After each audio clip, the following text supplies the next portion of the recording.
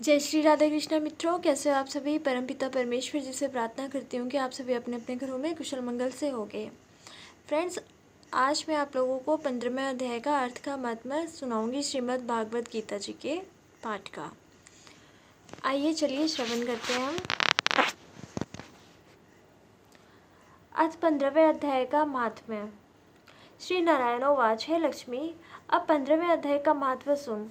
उत्तर देश में एक नरसिंह नाम राजा था और सुभग नाम मंत्री था।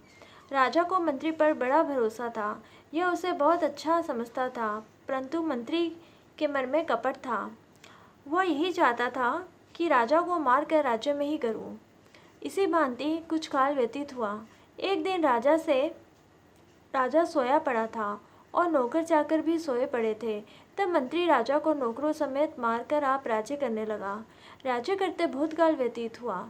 एक दिन वह भी मर गया। दूत यमराज के पास बांध कर ले गए। धर्मराज ने कहा, हे यमदूतों, यह बड़ा पापी है, इसको नरक में डालो। हे लक्ष्मी, इसी प्रकार वह पापी कई नरक भोगते भोगते धर्मराज की आज्ञा से घोड़े की योनि में आया।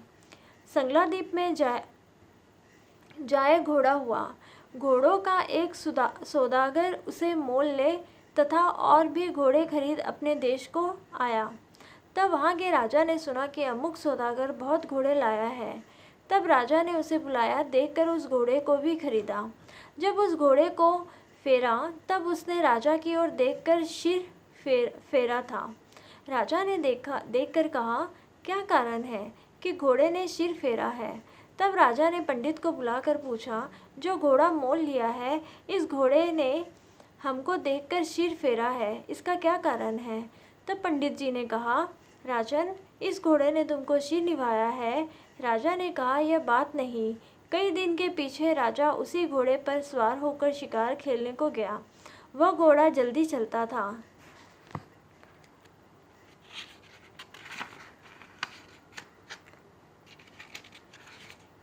राजा शिकार खेलता खेलता बहुत दूर चला गया। आगे राजा शिकार तीर से मारता था। उस दिन हाथों से पकड़कर मारने लगा। राजा प्रसन्न हुआ। दोपहर हो गई। राजा को तृषा लगी। वन में एक अतीत देखा, कुटिया में बैठा है, तालाब जल से भरा है। वहाँ राजा जा उतरा।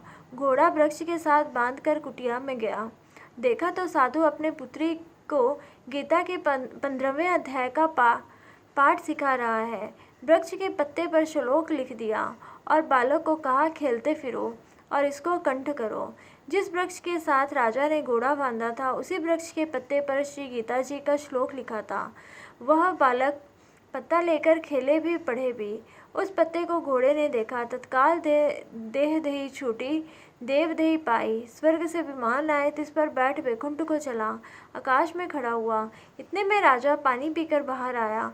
देखा तो घोड़ा मरा पड़ा है। राजा ने चिंतावान होकर कहा, यह घोड़ा किसने मारा, क्या हुआ। इतने में वह बोला, है राजन, तेरे घोड़े का चैतन्य मैं हूँ।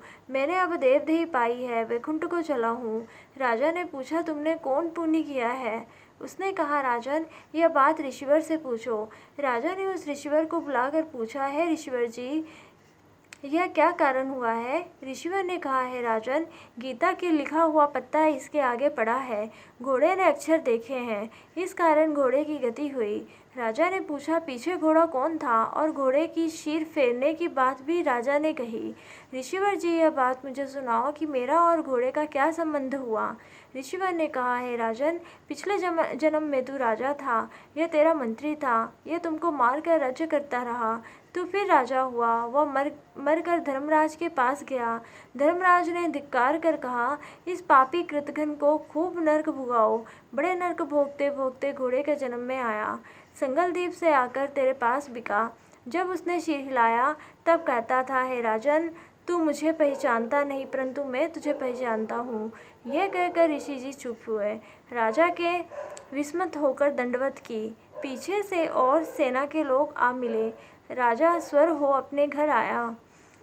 अपने पुत्र को राज्य देकर आप वन को गया। तप करने लगा। श्री गीता जी के 15वें अध्याय का पाठ किया करता, जिसके प्रसाद से राजा परम गति का अधिकारी हुआ। श्री नारायण जी कहते हैं, हे लक्ष्मी, ये 15वें अध्याय का महत्व है। जो मैंने कहा और तूने सुना है। जय श्री राधे कृष्ण मित्रों, आज हमने श्रीमद् भागवत गीता जी के 15वें अध्याय का महत्व सुना है। श्री हरि नारायण गोविंद जी की हम सभी पर कृपा हो और ये संसार में जो महामारी चल रही है कोरोना वायरस की, इससे सभी को मुक्ति मिले, सभी अपने अपने घरों में कुशल मंगल से हों, सभी कुछ सभी तरीके से फिर से सही हो जाए। प्रकृति माँ भगवती हम पर कृपा करें। आप लड्डू गोपाल जी के दर्शन कर लीजिए, इन्होंने आपको कथा सुनाई है। देखिए कितने भोले वाले हैं। ओके फ्रेंड्स, जय श्री राधे कृष्णा। अपना ख्याल रखिएगा, खुश रहो, मस्त जियो।